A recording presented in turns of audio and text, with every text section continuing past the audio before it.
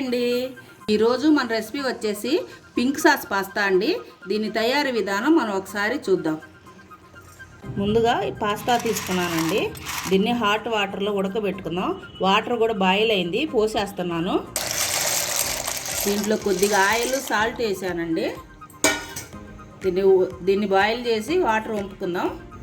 ఇప్పుడు మనం pink sauce తయారు చేసుకోవడానికి 4 చిన్న టమాటాలు, 4 ఎండుమిర్చి తీసుకున్నానండి.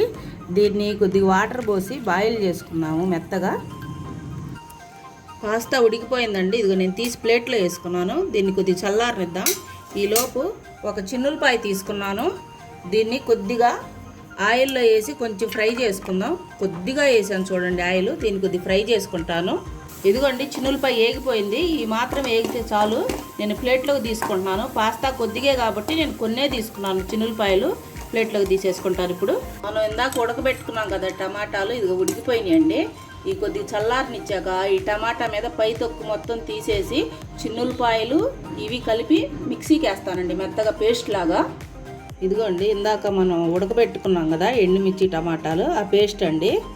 ఇదిగోండి 2 ఉల్లిపాయలు, 4 పచ్చిమిర్చి, క్యారెట్, వీటిని మనం మొత్తం ఫ్రై చేసుకుందాం ఆయిల్లో. ఇప్పుడు స్టవ్ వెలిగించి బాండీ పెడతాను. వేడైందండి. ఆయిల్ చూడండి నేను కొద్దిగానే పోసాను. దీంట్లో ఉల్లిపాయలు వేసుకుందాం. ఉల్లిపాయలు పచ్చిమిర్చి వేసి దీన్ని కొద్దిగా ఫ్రై చేద్దామండి. ఉల్లిపాయలు వేగిపోయినాయండి. ఇదిగో ఇలా రావాలి.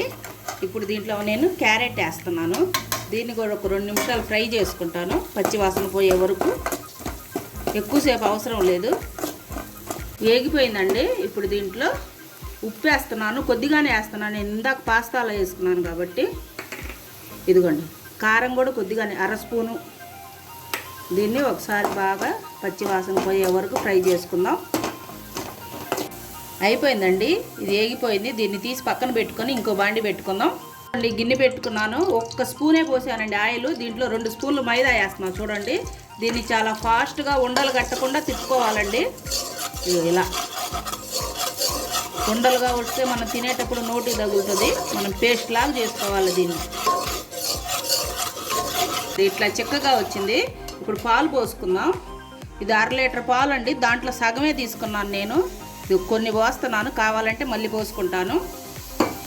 ఒకసారి కలుపుకుందాం బాగా. హైలో పెట్టాను. ఇదిగోండి చిక్కగా వచ్చింది. ఇప్పుడు మనం దీంట్లో చీజ్ వేసుకుందాము. చీజ్ వేసుకొని చీజ్ కరిగే వరకు మనం మెల్లిగా ఇట్లా తిప్పుతానే ఉందామండి. సిమ్లో పెడుతున్నాను, మాడిపోతుందని.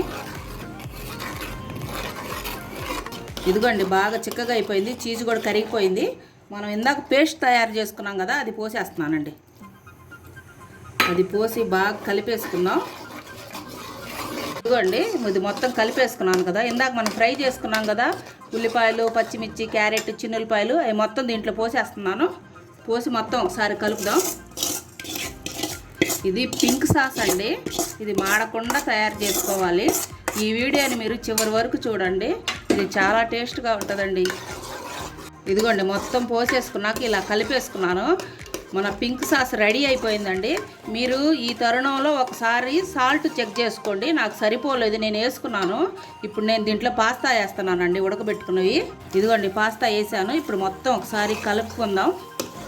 మాడకుండా పాస్తా అంతా కలిసిపోయే వరకు ఇట్లా కలిపేసుకుందామండి. అయిపోయిందండి. ఇంకొక నిమిషంలో దింపేసుకోవటమే. అయిపోయిందండి. ఇప్పుడు దీంట్లో మనం కొంచెం పాస్తా మిక్స్ వేసుకుందాం. కొద్దిగా ఎక్కువ వద్దు, చాలండి. దీన్ని ఒకసారి కలుపుకొని దింపేసుకుంటున్నాను. చూసారండి మాడకుండా వచ్చింది. దింపేస్తున్నానండి. అయిపోయింది. ఇదిగోండి అయిపోయింది. బౌల్లోకి తీసుకుంటున్నాను. ఇది సాయంత్రం పూట స్నాక్స్ లాగా చేసుకొని తింటే చాలా టేస్ట్గా ఉంటుందండి. మా వీడియో కనుక మీకు నచ్చితే లైక్ చేసి, షేర్ చేసి, సబ్స్క్రైబ్ చేయండి. ఇంకో వీడియోతో మళ్ళీ కలుద్దాం.